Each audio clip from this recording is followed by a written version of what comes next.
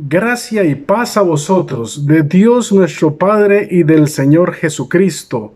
Bendito sea el Dios y Padre de nuestro Señor Jesucristo, que nos bendijo con toda bendición espiritual en los lugares celestiales en Cristo, según nos escogió en Él antes de la fundación del mundo. Qué bendición, mi hermano, mi hermana, que pueda estar con nosotros en esta noche. El Señor hoy nos trae un mensaje muy importante sobre cómo ver la crisis y cómo reaccionar ante ella. Han pasado ya 7 meses desde que inició la pandemia en nuestro país.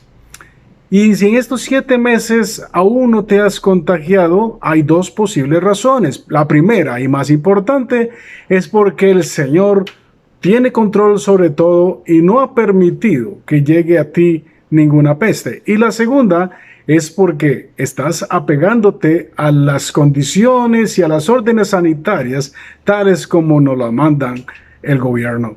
Gracias al Señor porque podemos disfrutar de este momento. Gracias al Señor porque podemos sacar nuestro tiempo para dedicar un poquito de lo mucho que el Señor nos da. Vamos a poner este culto en la mano del Señor y empecemos a celebrar.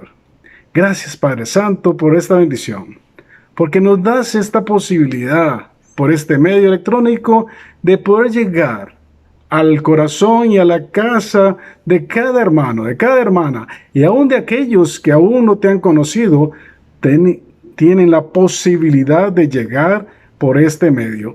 Gracias, Señor, porque tú tienes el control sobre todo. Y quedamos agradecidos por la bendición de permitirnos escuchar tu palabra, cantarte alabanzas. Y te dejamos todo esto en tus bellas manos. Amén.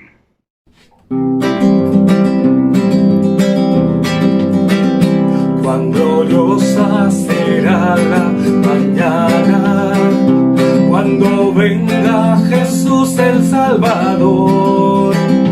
Las naciones unidas como hermanas, bienvenidas daremos al Señor. Esperamos la mañana gloriosa para dar la bienvenida al Dios de amor, donde todo será color de rosa en la santa fragancia del Señor. No habrá necesidad de la luz y el resplandor, ni el sol dará su luz, ni tampoco su calor. Allí llanto no habrá, ni tristeza ni dolor, porque entonces Jesús, el Rey del cielo, para siempre será el consolador. El cristiano fiel y verdadero, y también el obrero de valor, y la iglesia esposa del Cordero, estará en los brazos del Señor. No habrá necesidad de la luz ni el resplandor, ni el sol dará su luz, ni tampoco su calor. Allí llanto no habrá, ni tristeza ni dolor, porque entonces Jesús, el Rey del cielo, para siempre será el consolador. Esta noche, mis amados hermanos, vamos a escudriñar la Escritura y vamos a irnos a Primera de Reyes, capítulo 18. Nuestro estudio va a estar ahí en algunos pasajes de este capítulo. El propósito de la lección de esta noche es mostrar el contraste entre el hombre carnal, el hombre espiritual y el hombre natural frente a una misma crisis. Y en el libro de Primera de Reyes, capítulo 18, vamos a encontrar estas 3 personas. Queremos recordar que toda la humanidad se puede dividir en 3 categorías: el hombre natural, el hombre carnal y el hombre espiritual. El hombre natural es el que no es salvo. Es algo que tenemos que tener muy claro en nuestras vidas. El hombre natural es aquel que no es salvo. Está sentenciado por el pecado. No tiene interés en los asuntos verdaderamente espirituales, aunque en algunos casos puede ser bastante religiosa la persona. El hombre natural no puede entender las verdades espirituales porque para él son locura. Lo invito a que vayamos a 1 Corintios capítulo 2 y versículo 14. Primera de Corintios, capítulo 2 y versículo 14. Pero el hombre natural no percibe las cosas que son del Espíritu de Dios, porque para él son locura, y no las puede entender, porque se han de discernir espiritualmente. Este es el hombre natural. El hombre carnal es una persona salva, pero su vida frecuentemente se asemeja a la del hombre natural. Su vida espiritual pasa debilitada por su compromiso con el pecado. Causa peleas, causa divisiones y coloca un gran énfasis en el yo y sigue a los hombres en vez de seguir a Dios. El hombre carnal es un bebé espiritual. Nunca ha crecido en la vida cristiana. Y eso ya nos da una segunda persona que debemos ir analizando. Y con el paso de este estudio, también ir ubicándonos cada uno de nosotros, cuál es esa persona que representa nuestro testimonio. Finalmente tenemos al hombre espiritual. Este es el creyente. Dios lo fortalece. Es controlado por el Espíritu Santo. Está creciendo cada día espiritualmente. Hoy vamos a considerar a estas tres personas del Antiguo Testamento que son un cuadro del hombre natural, el hombre carnal y el hombre espiritual. Todos estos hombres enfrentaron la misma crisis, pero cada uno de ellos reaccionó de una manera diferente. Vamos a iniciar con el hombre carnal en la persona de Abdías.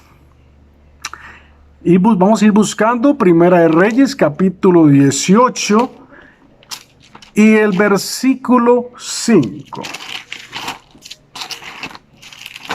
Primera de Reyes, capítulo 18, versículos 5 y 6. Dice la palabra del Señor. Dijo pues Acab a Abdías: ve por el país a todas las fuentes de aguas y a todos los arroyos, a ver si acaso hallaremos hierba con que conservemos la vida a los caballos y a las mulas, para que no nos quedemos sin bestias. Y dividieron entre sí el país para recorrerlo. Acab fue por un camino y Abdías fue separadamente por otro. En algún tiempo, durante el tercer año de sequía, Dios envió a Elías para que le anunciara a Acab que Dios enviaría lluvia. Mientras tanto, Acab le pidió a Abdías, el mayordomo de su casa, que lo ayudara a buscar pasto para sus caballos y mulas. El pasaje que acabamos de leer nos habla sobre este momento. Queremos destacar varias cosas en cuanto a Abdías. Lo primero, Abdías era creyente.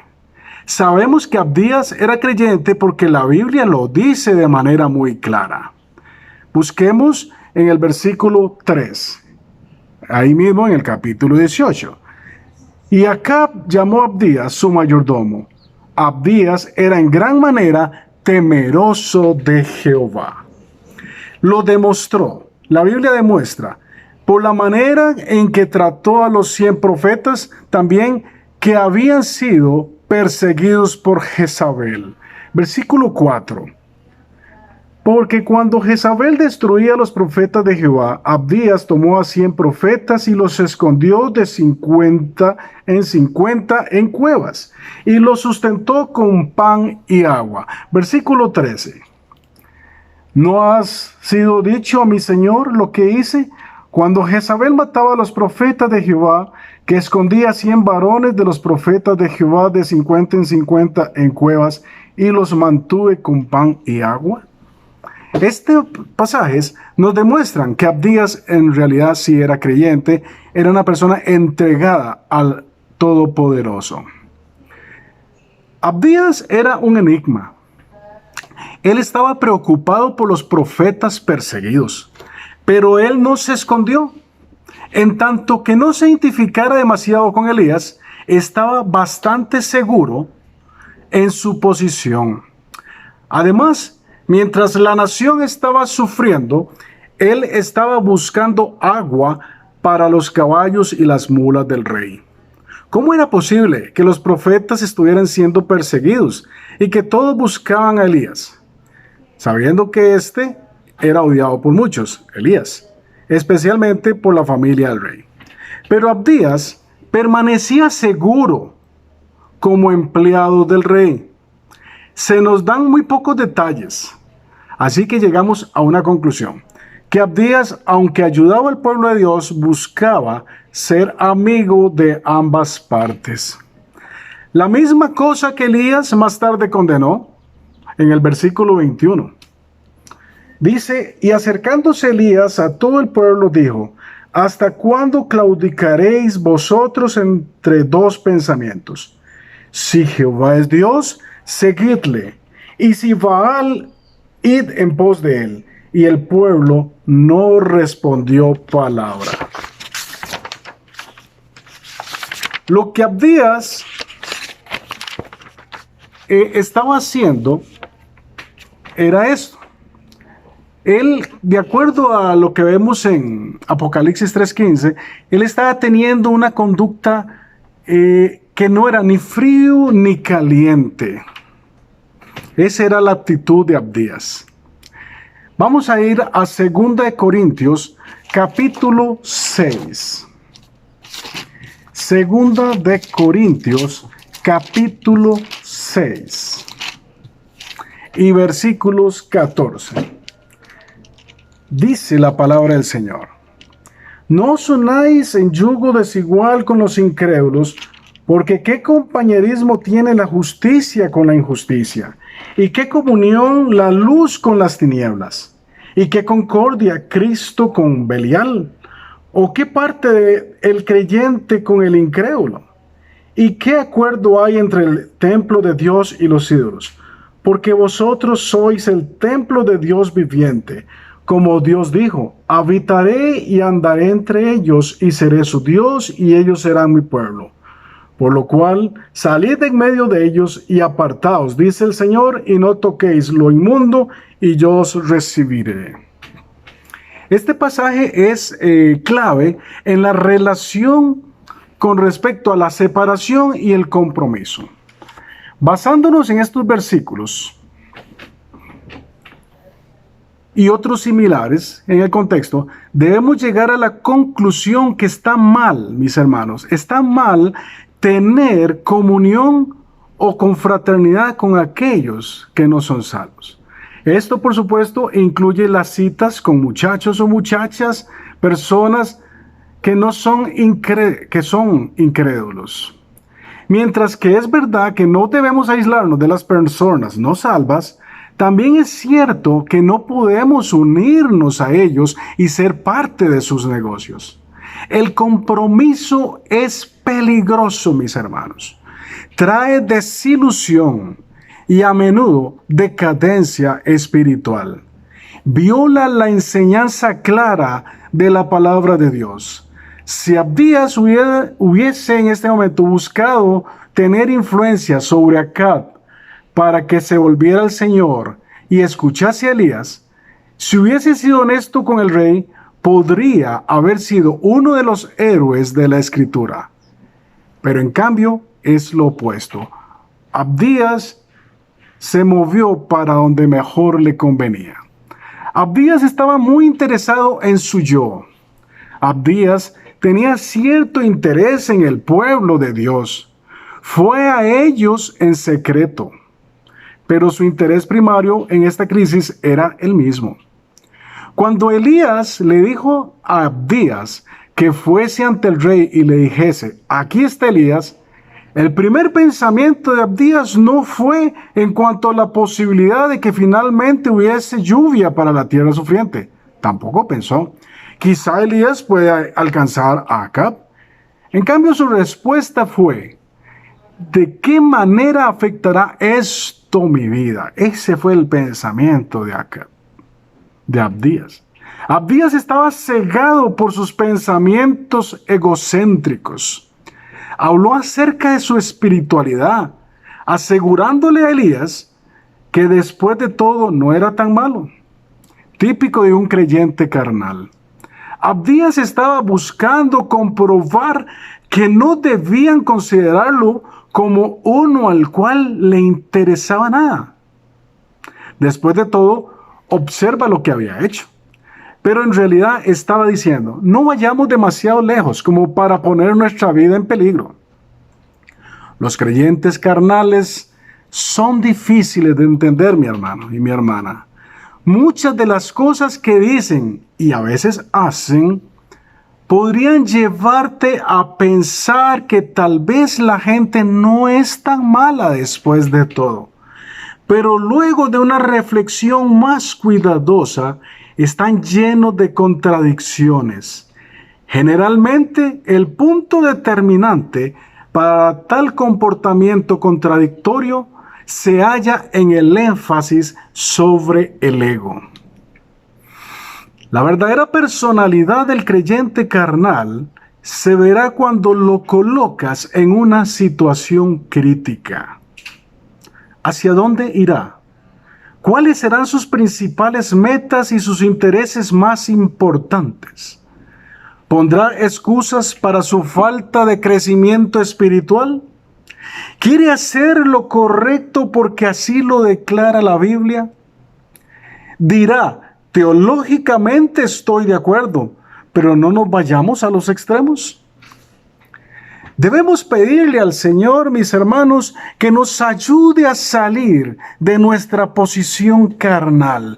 Examinémonos ahora mismo y no esperemos hasta que venga una crisis para así vernos como realmente somos.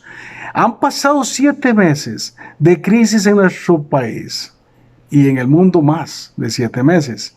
Pero ¿cómo estamos hoy los creyentes reaccionando ante la crisis, ante la economía de nuestras casas, ante la parte académica en los estudiantes, ante la parte que cada día debo mostrar amor a mi Señor? ¿Cómo lo estoy mostrando? ¿Cómo estoy reaccionando?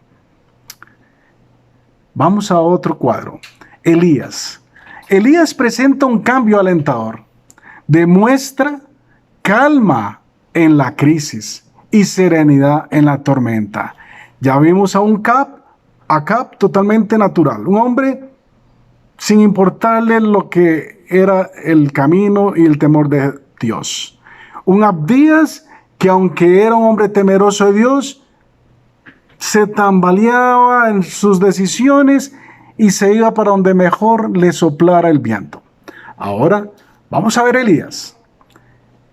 Elías nos demuestra esa calma, esa serenidad en medio de la tormenta. Elías no necesitaba hacerse ver. Sus acciones reflejaban la clase de persona que realmente era. Él provee un buen cuadro del hombre espiritual. Vamos a estudiar a Elías. Elías, primero que todo, era obediente. Dios le dijo a Elías lo que tenía que hacer. Y éste se puso a hacerlo. Indudablemente sabía que Acab lo estaba buscando por todas partes del reino. Pero esto no detuvo a Elías. Dios le dijo que fuera y Elías respondió inmediatamente. La obediencia siempre es una marca del creyente espiritual. En realidad, no hay sustituto para la obediencia. Segundo punto de Elías. Elías era valiente. En 1 Reyes 18, del 17 al 40, se nos expresa y se nos registra uno de los acontecimientos más dramáticos de la palabra de Dios. El enfrentamiento entre Elías y los profetas de Baal en el monte Carmelo. Elías, veamos en el versículo, lo podemos ver más adelante, en el versículo 21, él habló directamente y con denuedo. Desafió a los hijos de Israel para que dejaran de comprometer sus convicciones y comenzaran a servir al Señor. Elías desafió a los dioses malvados de Baal con la plena certeza de que Jehová es Dios. Versículos del 25 al 40 se registra esto. Como sabía que Dios estaba de su lado, podía ordenar valientemente que los profetas de Baal fuesen muertos. ¿Dónde está tu confianza, hermano? ¿Puedes ser tan valiente y ordenar que la crisis, lo que te está cayendo, lo apartes porque tienes un Dios que realmente es un Dios vivo? Tal coraje no fue algo que Elías tenía de nacimiento. En realidad, a veces no era valiente para nada, como lo vemos en 1 Reyes capítulo 19. De hecho, Elías fue un hombre con debilidades, exactamente como las nuestras. La valentía que exhibió en el monte Carmelo era verdaderamente del Señor. Dios nos ayudará, mi hermano, mi hermana. Nos ayudará cada día a ser valientes. No hay pandemia, no hay enfermedad, no hay nada que nos rodee. Como dice en el Salmo 91, caerán a tu lado 1000 y 10,000 a tu diestra, mas a ti no llegarán. Dios nos ayudará a ser valientes cuando seamos tentados a comprometer nuestra fe. Si tenemos una mente espiritual, cuando nuestra fe en el Señor sea atacada o desafiada, Él nos ayudará a actuar valientemente.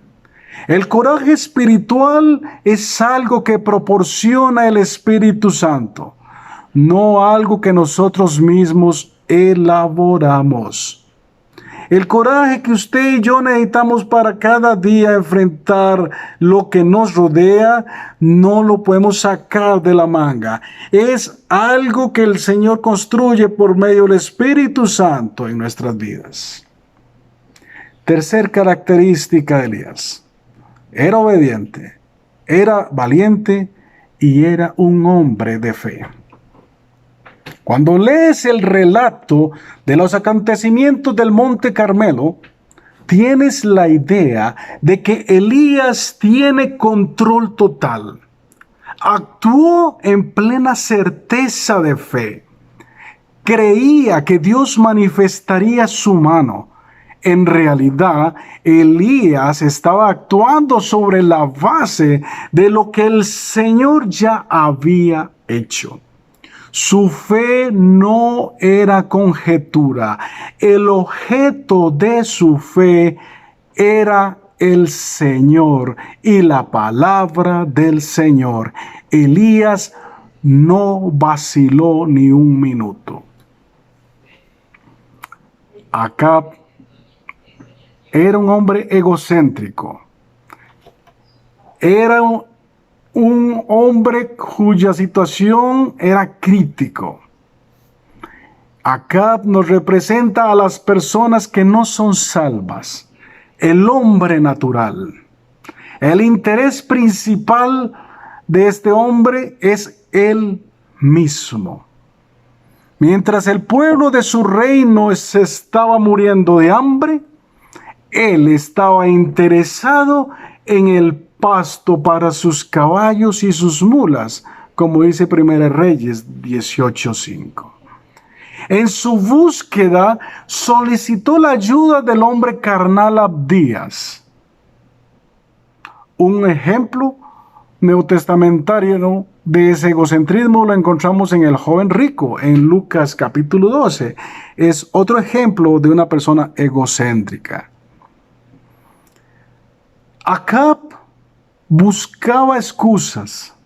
Acab culpó a Elías diciendo que él era la causa de la crisis.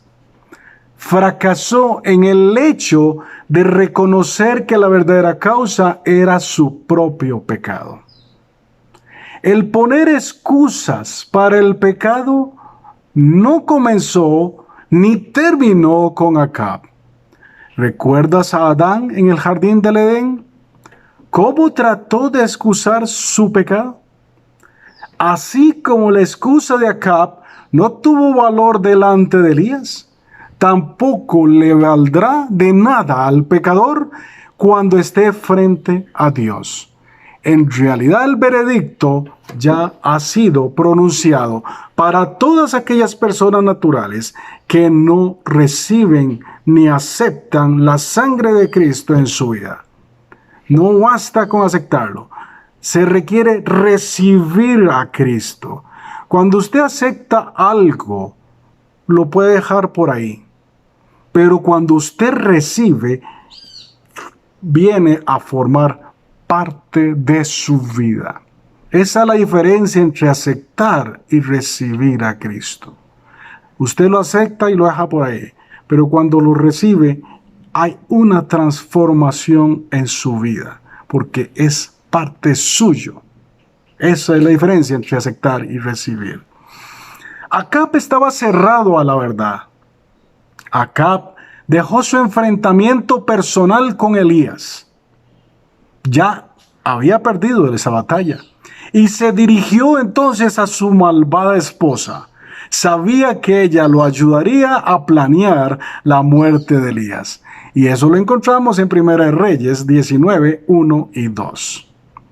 Con todas las cosas de las cuales Elías había sido testigo, la destrucción a lo largo de toda la tierra y la muerte de los profetas paganos, debería haber estado clamando a Dios por misericordia. En cambio, continuó en sus sendas pecaminosas y finalmente muerto en batalla.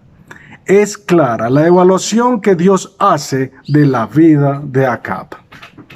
El mismo sol que derrite la nieve endurece el barro. Algunas veces la crisis, mis hermanos, conducen al arrepentimiento, pero otras veces la crisis conduce a la represalia y al rechazo. En cuanto a los hombres que hemos estudiado hoy, la crisis reveló lo que realmente eran en sus vidas. Abdías reveló su carnalidad al comprometer sus convicciones. Elías invocó al Señor, obedeció al Señor y confió en el Señor. Acab endureció su corazón y siguió en sus caminos pecaminosos. La reacción de cada hombre ante la crisis estuvo basada en su relación con el Señor.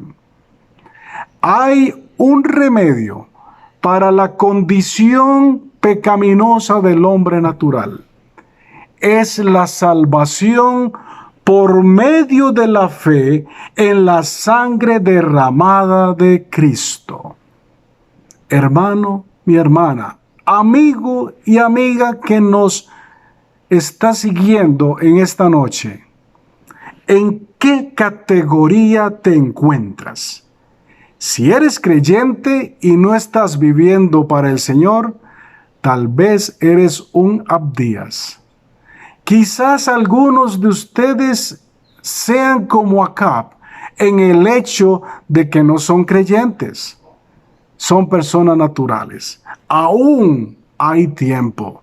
Aún dice Apocalipsis 3 El Señor viene y toca la puerta. Dice, he aquí yo vengo y entraré a Él, cenaré con Él y Él conmigo. Esto nos habla de una relación personal, pero es una relación que yo debo recibir. Cualquier persona no puede pasar al frente de mi casa y entrar a cenar conmigo. No, yo debo invitarlo. Debo decirle, entre, venga, para que él reciba esa cena, esa invitación. Debo recibirlo a esa persona. Igual debe ser con nuestro Señor Jesucristo.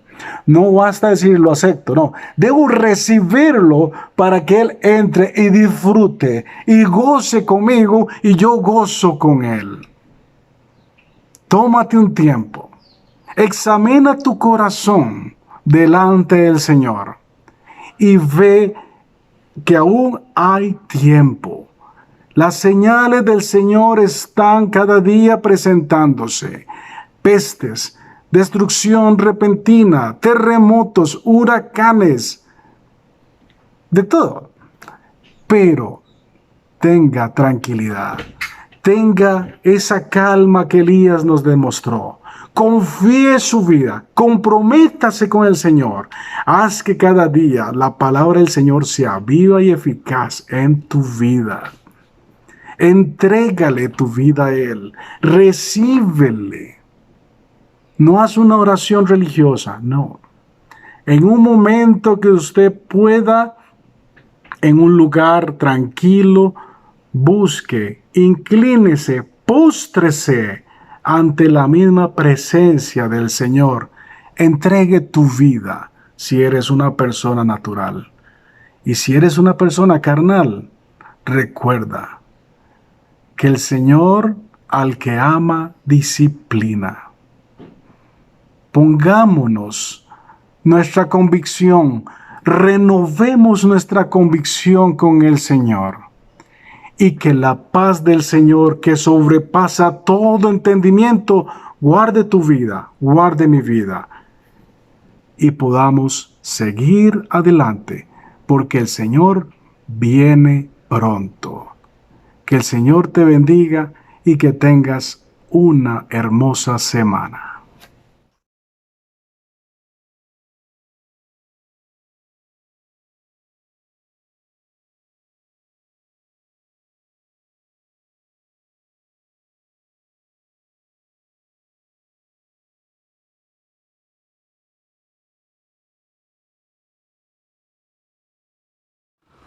En realidad, con todo mi corazón esperamos que si usted no conoce a Cristo, el Espíritu Santo le haya convencido de pecado, justicia y juicio. Y que venga el arrepentimiento, porque hoy es día de salvación. Hoy es día de su salvación. La palabra de Dios me enseña que no importan los pecados que usted haya cometido, el Señor le perdona. La sangre de Cristo derramada en la cruz del Calvario lava todos sus pecados, todas sus iniquidades, todas sus maldades. Si usted viene en este momento con un corazón quebrantado, humillado delante de Dios, arrepentido, y le pide perdón a Dios, va a obtener el perdón y va a obtener también la vida eterna. Pero si usted endurece su corazón y llega a morir en sus delitos y pecados, lo que se va a encontrar es a Dios como juez. Y cuando los libros sean abiertos, usted va a ser juzgado por las cosas escritas en los libros. Y cuando salga a luz sus mentiras, sus engaños, sus adulterios, sus robos, pecados vergonzosos que usted no quisiera que se mencionaran, el Señor, que es un Dios justo, le va a condenar. Y la suerte que le tocará es ir al lago que arde con fuego y azufre, que es la muerte segunda. Pero recuerde, Dios no quiere que usted se condene. Rechazar a Cristo o aceptar a Cristo es su responsabilidad. ¿Le gustaría recibir a Jesucristo? El Señor está con sus brazos abiertos, esperándole. ¿Le gustaría recibir a Cristo? Este es el momento. Déjeme guiarle en esta oración Y si hay arrepentimiento en su corazón, cuando terminemos, usted va a tener perdón de pecados y vida eterna. Oramos. Señor Dios, en el nombre de tu Hijo Jesús, te confieso que soy pecador, por eso vengo a ti. He pecado muchas veces y de muchas maneras. He hecho lo malo delante de ti. Pero he aprendido, he entendido que la sangre de Cristo derramada en la cruz del Calvario lava los pecados. Sin importar cuán terribles estos hayan sido, podemos encontrar ese perdón en ti.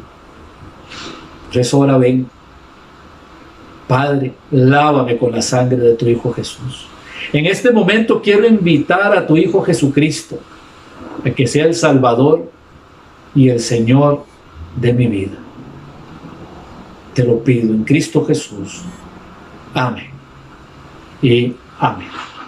¿Le entregó su corazón a Cristo? Si le entregó su corazón a Cristo, por favor, compártalo con alguien. Dígale a alguien lo que ha hecho. Comuníquese con nosotros, porque tenemos la responsabilidad de enseñarle con la palabra de Dios cuál es la buena voluntad de Dios, agradable y perfecta para su vida. Mi querido hermano, lamentablemente vamos a encontrarnos con personas difíciles en la vida, personas impías, que tienen como meta destruir a los hijos de Dios. Pero no permita que haya raíces de amargura en su corazón. Eleve su corazón al cielo. Pídale al Señor que le guarde, que le proteja y dele gracias, porque el Señor lo va a hacer. El Señor siempre, por más profundo que cabe el impío, va a rescatar del hoyo nuestra vida y nos va a llenar de favores y misericordias. Y oremos por ellos. Oremos para que tengan esa oportunidad, para que tengan un momento de lucidez, para que puedan llegar al conocimiento de la verdad, para que puedan ser salvos. Podemos hacerlo, porque el amor de Dios fue derramado en nuestros corazones. Podemos amar a los enemigos y orar por ellos. La Biblia dice en el Salmo 86:5 que Dios es bueno y perdonador. Debemos recordar que nosotros nos acercamos a Dios primero que todo para pedirle perdón por nuestras faltas. No hay hombre sobre la tierra que haga el bien y nunca peque. Por ello, antes de expresar nuestras peticiones, digámosle a Dios que nos perdone. Por las faltas de hoy, que estoy seguro que hemos ofendido a Dios en distintas ocasiones. Y qué decir de los días anteriores. Pero con esa confianza de que Él es bueno, que quiere su bienestar, acerquémonos pidiéndole perdón por lo que hemos hecho. Recuerde, tiene la promesa que Él perdona. Y no olvidemos que nosotros estamos en este mundo para ser conforme a la imagen de Jesucristo, que es ese Dios bueno y perdonador. Nosotros debemos ser buenos, desearle el bienestar a los demás, a esas personas que han hecho algo que nos ha ofendido. Oremos deseándoles el bien y estemos dispuestos a perdonarlo, porque somos conforme a la imagen de aquel que es bueno para nosotros y nos perdona a nosotros. Por eso, acompáñenme a orar por el perdón. Nuestro Dios, muchas gracias por saber que tú nos escuchas. Y nos escuchas porque quieres el bienestar nuestro. Como hemos meditado, eres un Dios que desea nuestro bienestar, que quiere lo bueno para nosotros y por eso nos perdonas cuando nosotros nos acercamos confesando nuestras faltas. Oh Dios, hemos hecho cosas que no te agradan. Hemos sido desobedientes. Por eso, Padre, perdona nuestros pecados. Perdónanos por haber sido inconstantes. Perdónanos por haber disimulado nuestra responsabilidad. Perdónanos por no cumplir nuestro papel en las responsabilidades que nos has dejado en nuestras manos. También, Señor, sabemos que hay personas que han hecho cosas que nos han ofendido. Pero queremos el bienestar para ellos. Queremos lo bueno para ellos. Por eso, Dios, queremos perdonar. Que no queremos recordar en nuestro corazón lo que han hecho.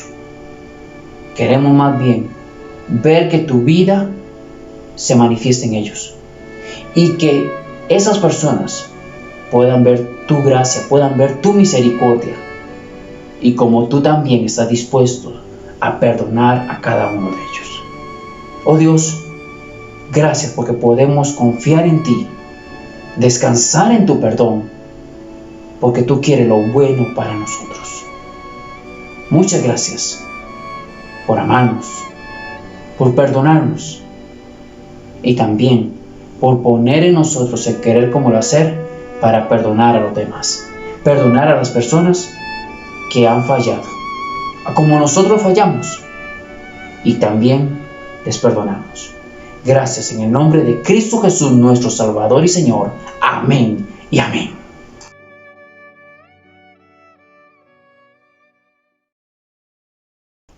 En el primer libro de Crónicas, en el capítulo 16 y el versículo 8, leemos: alabad a Jehová, invocad su nombre, dad a conocer en los pueblos sus obras. Cuando hablamos de los misioneros, estamos pensando en esas personas que se han dispuesto para ir a los pueblos a dar a conocer las obras de Dios. Cuando se escribió esta expresión de Primera Crónicas, podían hablar de las obras libertadoras de Jehová.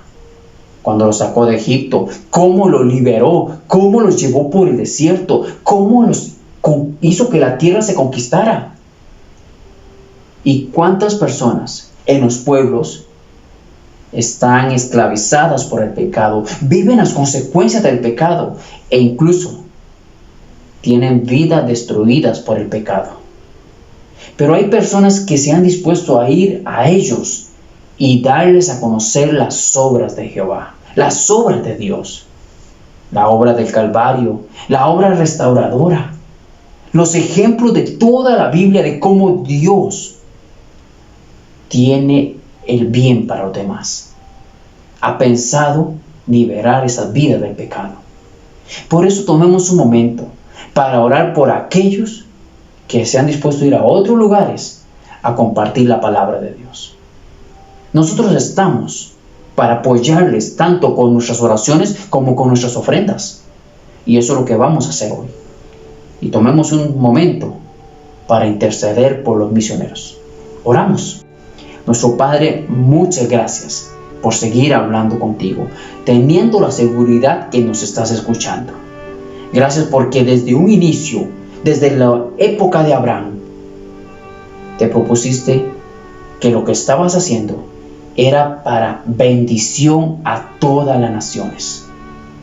Y oh Dios, gracias por cada hermano, cada hermana que ha dispuesto en su corazón ir a otros lugares a dar a conocer las obras tuyas. Gracias porque quieren compartir el Evangelio, quieren enseñar la Biblia a niños, a jóvenes, a adultos, a ancianos, a personas solas. Gracias porque se han buscado distintos campos para llevar tu palabra. Oh Dios, oramos por la fortaleza en la vida de ellos, el consuelo tuyo, porque habrá aflicciones, habrá necesidades económicas, habrá problemas legales, pero gracias porque están convencidos de que las personas necesitan escuchar el Evangelio. Padre, oramos para que tú guardes a los misioneros, para que les sostengas y las necesidades puedan ser suplidas por tu mano poderosa. Oh Dios, en esta sociedad que estamos viviendo, no solo por la situación de la pandemia, sino por una liberalidad del pecado. Gracias por los hermanos que están siendo luz en las tinieblas, porque están llevando el mensaje de esperanza. Oramos, como decíamos, protégelos, guárdalos, y que tu palabra cada día esté abundando más en sus corazones para que compartan lo que el mundo necesita. Gracias, oh Dios, por los misioneros. Los dejamos en tus manos para que te glorifiques a través de sus vidas, porque lo hacemos en el nombre de Cristo Jesús, nuestro Señor y Salvador. Amén y amén.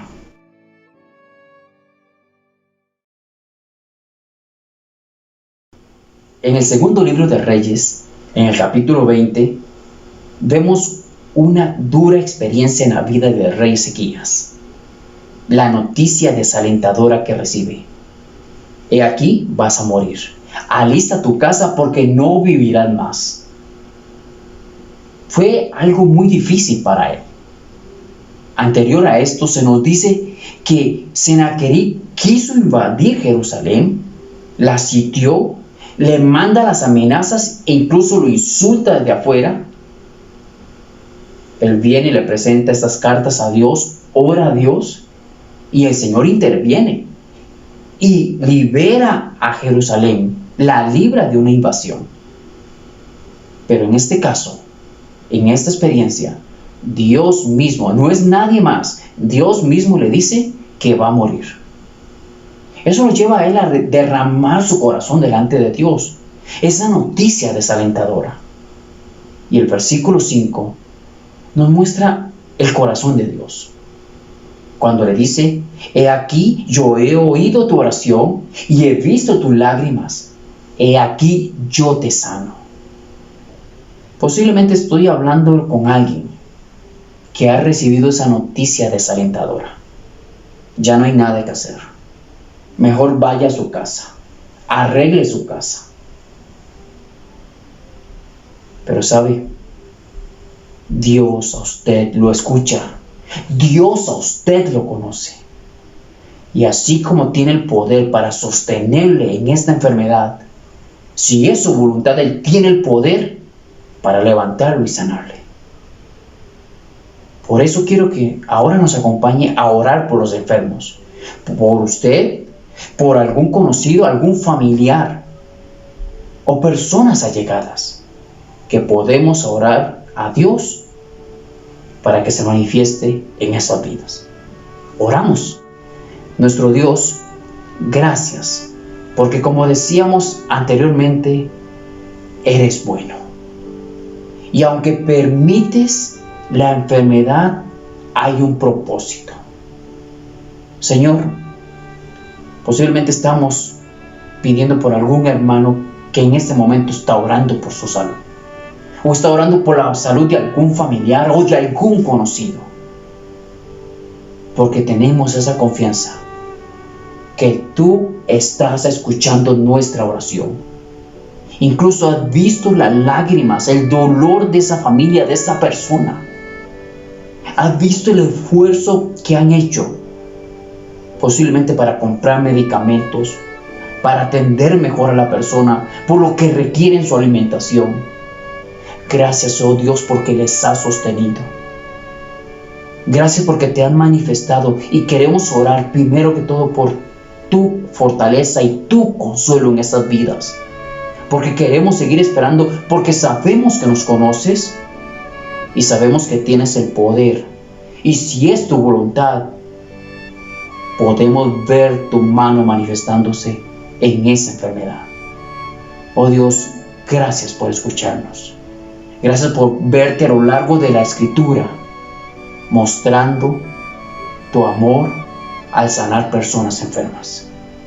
Señor, confiamos que tú lo vas a hacer. Confiamos que tienes un propósito. Fortalece nuestro corazón, fortalece el corazón de esas personas que están esperando en ti. Danos esperanza, danos la paz que sobrepasa todo entendimiento. Y si está en tu voluntad mostrar tu mano y hacer ese milagro de sanidad, glorifícate. Si quieres usar a los médicos, guíalos, oh Dios. Si quieres usar un medicamento, Señor, que sea nuestro apoyo el Dios Altísimo, para saber esperar y ver tu mano actuar. Muchas gracias, Señor, por poder dejar nuestras cargas las enfermedades de los conocidos, de esa persona que está viéndonos, de la familia de esas personas, por dejar estas enfermedades en tus manos, para que cuando tu voluntad quiera, te manifiestes con tu poder. Muchas gracias, porque lo hacemos descansando y esperando en el nombre de Cristo Jesús, nuestro Salvador. Amén y amén.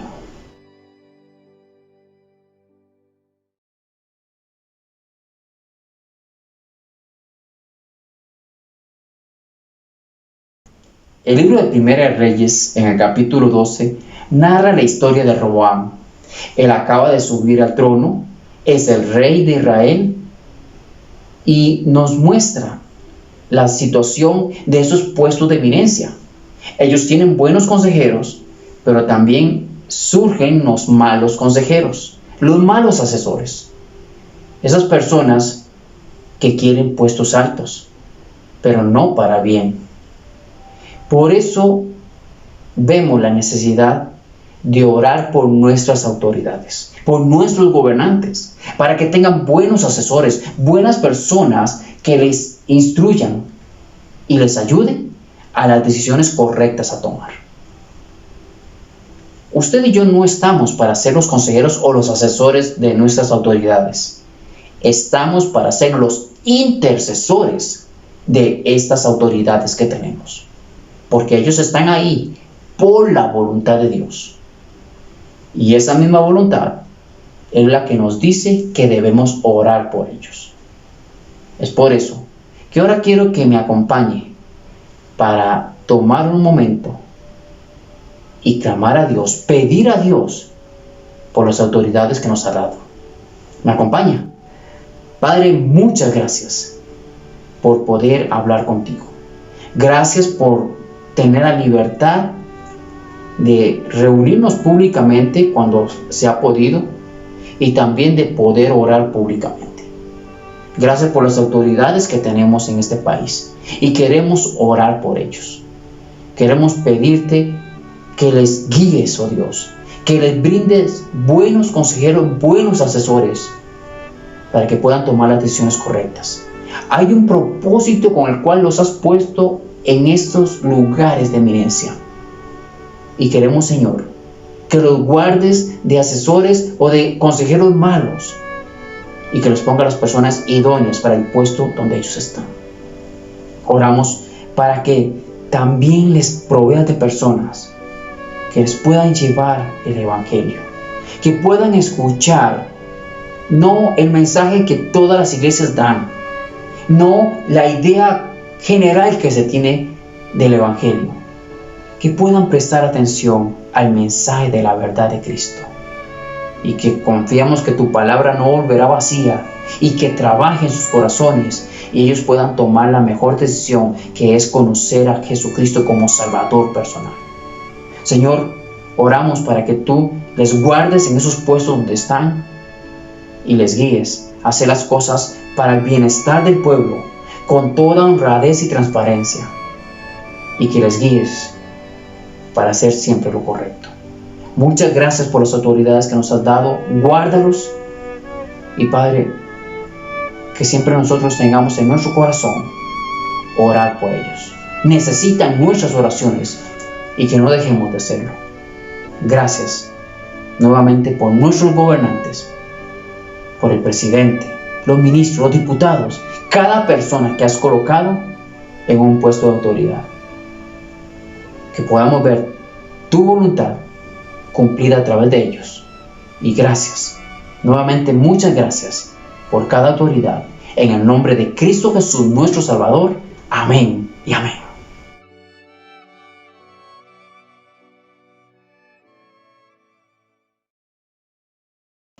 El libro de Hechos, en el capítulo 2, nos dice en el versículo 42 que la iglesia perseveraba en la doctrina de los apóstoles, en la comunión unos con otros, en el partimiento del pan y en las oraciones.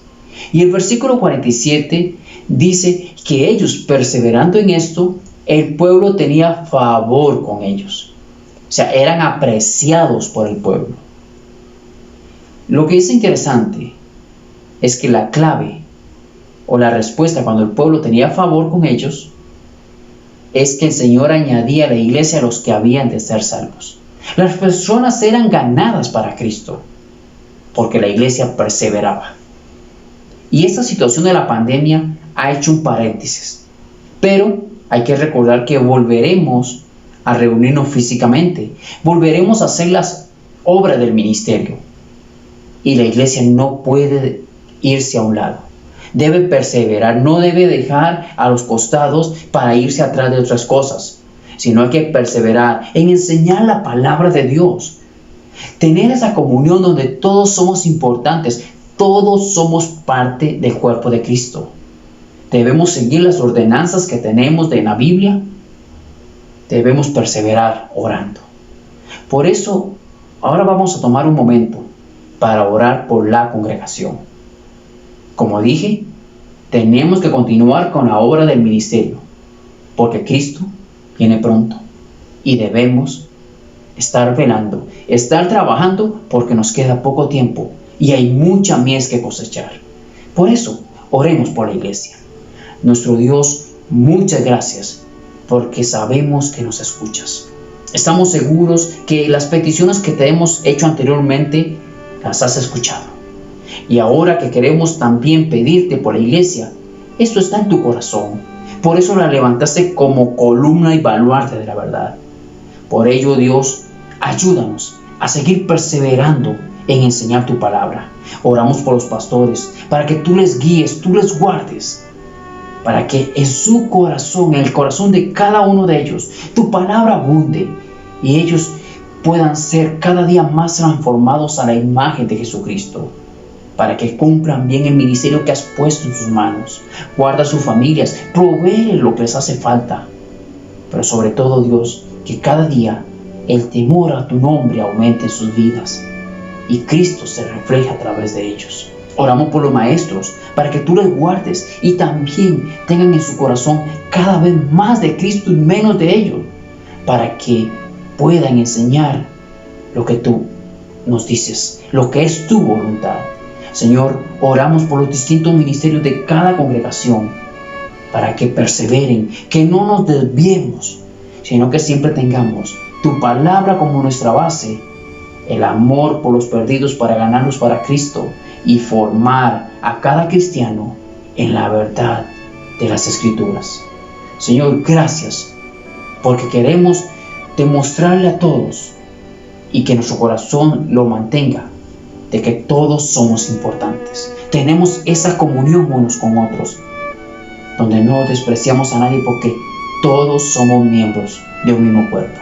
Ayúdanos, Señor, a no olvidar esto, a perseverar, y que sigamos no solamente con las ordenanzas al pie como tú quieres, sino también orando unos por otros, orando por aquellos que no vemos, por aquellos que no hemos escuchado de ellos. Ayúdanos para perseverar en la oración.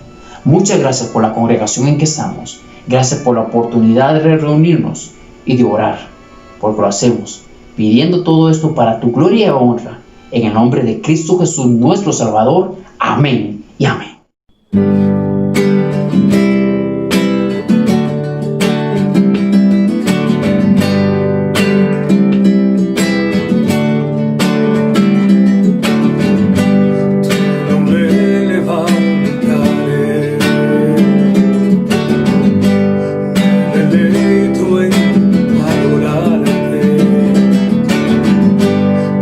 Agradezco que en mi vida estés.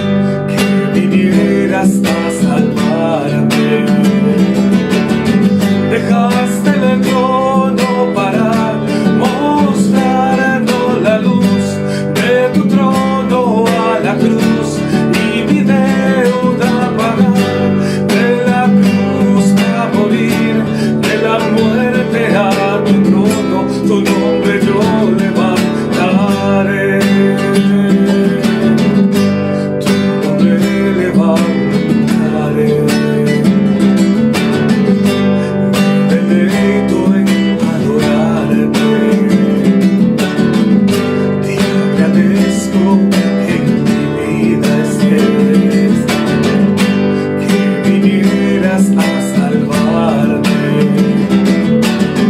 Dejaste el trono para mostrarnos la luz de tu trono a la cruz, y mi deuda pagar, de la cruz a morir, de la muerte a tu trono, tu nombre yo levantaré.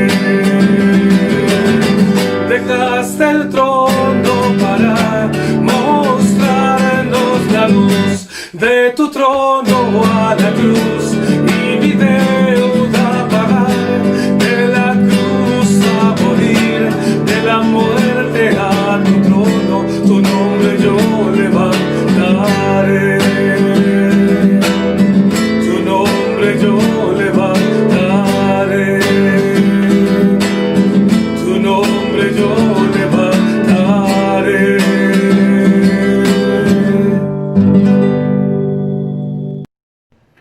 Dice Filipenses 4, versículo 8, por lo demás, hermanos, todo lo que es verdadero, todo lo honesto, todo lo justo, todo lo puro, todo lo amable, todo lo que es de buen nombre, si hay virtud alguna, si algo digno de alabanza, en esto pensad. El Señor habló a nuestras mentes y nuestros corazones. Nos mostró nuestra reacción ante la crisis. Nos mostró cómo hemos de actuar en virtud si somos o no somos hijos suyos. De eso va a depender nuestra reacción. Pero en una forma muy consciente, cada día debes mostrar en tu testimonio qué es lo que Él está haciendo en tu vida.